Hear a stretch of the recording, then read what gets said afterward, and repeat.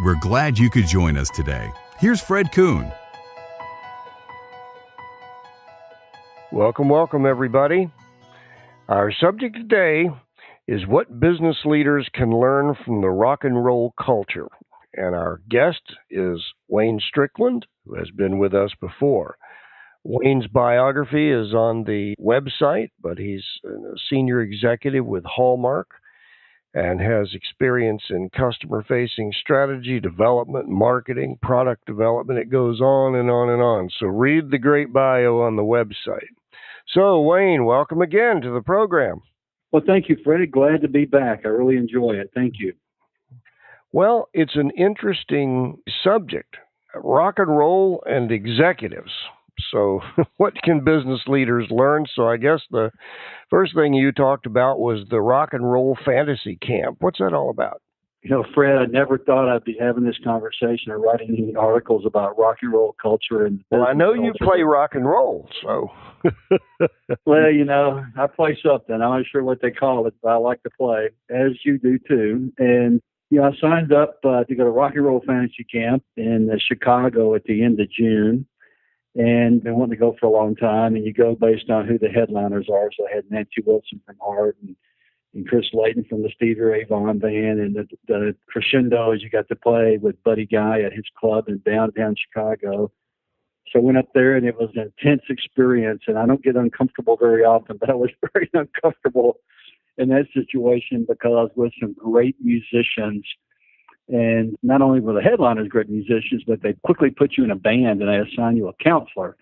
And the counselors are people that are also great musicians, but you probably never heard of them, like the lead guitar player for Madonna or the lead guitar player for Journey or the drummer for Joe Walsh or the drummer for Black Sabbath and the guy who plays the drums and the Buddy Rich Orchestra and then Greg Potter. I mean, the list goes on of these incredible musicians. And they put you in a band and you have, you know, less than 18 hours to pick a song, learn the song, rehearse the song, and play with the headliner, Nancy Hart, the next day at 1 o'clock. Live, video, record it, the whole 9 yards.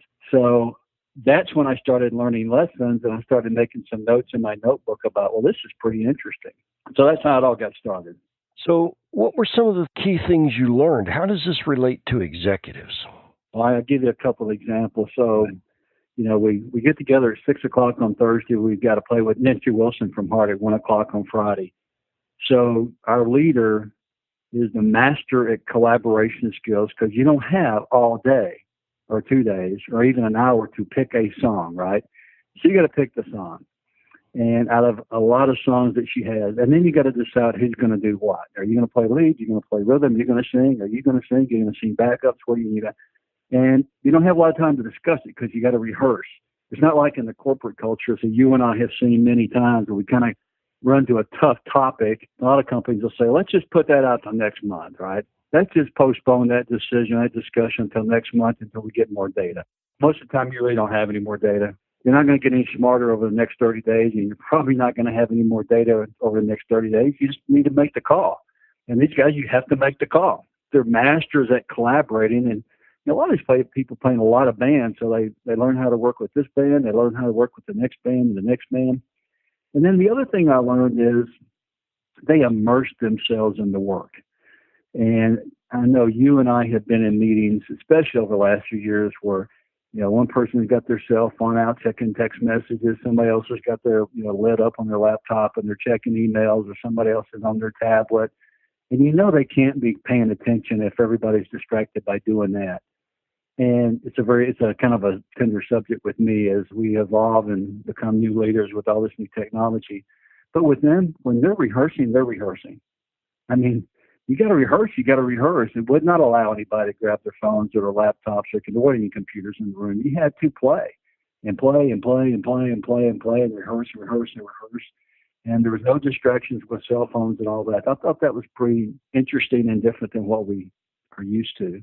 When you were playing, did you change riffs? Did you change bridges? Did you try different things, or was it pretty much what you'd heard on a recording?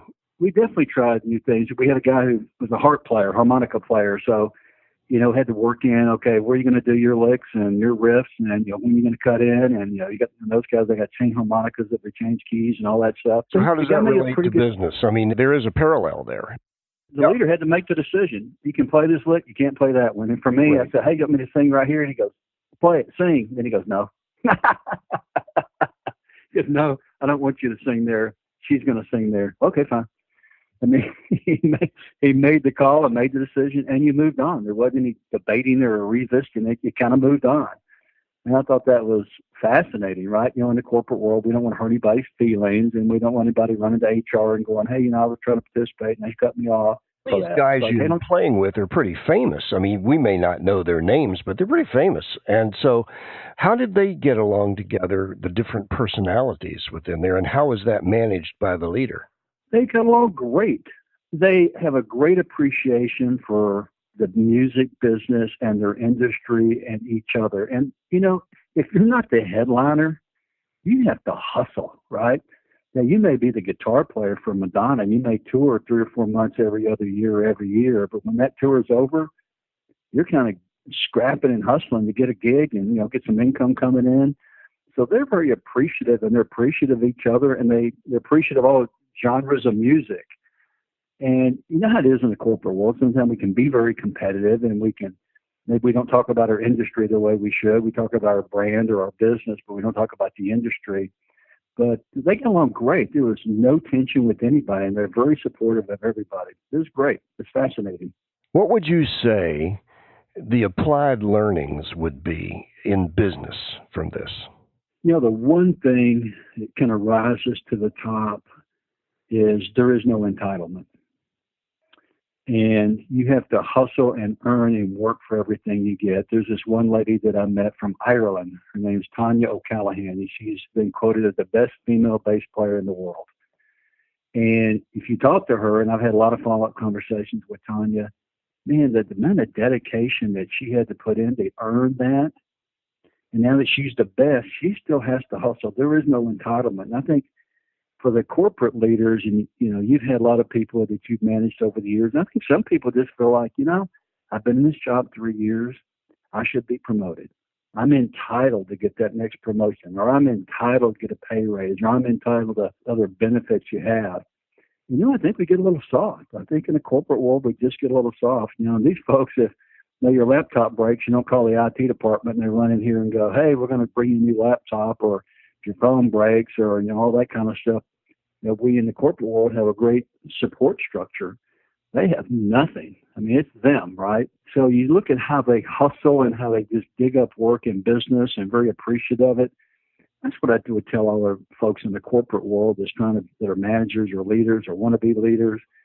Don't feel so entitled every day. If your next paycheck depended on what you actually dug up and earned over the next week, you might hustle just a little bit differently. That's correct. I remember working for a company one time, and we put it in Inc. magazine multiple times, but there were signs hanging all over the place. One of them I remember, there were a number of them. One of them was good enough never is. And it's true. And it's that kind of hustle, right? You either make dust or eat dust, and I put that in one of my books. But it was that kind of thinking. What'd you do for me today? Don't tell me what you did for me yesterday, right? So it's the same kind of thing.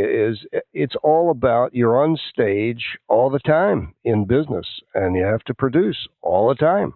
Right. I mean, you and I kind of grew up in a different era where, if you made numbers, you kind of got to keep your job. And if you did really well, you might get the next job. But the first job is do your job. Do your job really, really well. And then you might get a chance to go do something else. And I think today, just a little bit too much of, I'm entitled, I'm here, I got a big fat education, I paid a lot of money for where I went to school. None of that really matters. It just doesn't matter. That was yesterday, today's the day. And what are you going to do today to go dig up some business? That's right. Wayne, thank you very much. Folks, we've been enjoying some time here with Wayne Strickland on how business leaders can learn from the rock and roll culture. Wayne, thank you. Thanks for joining us.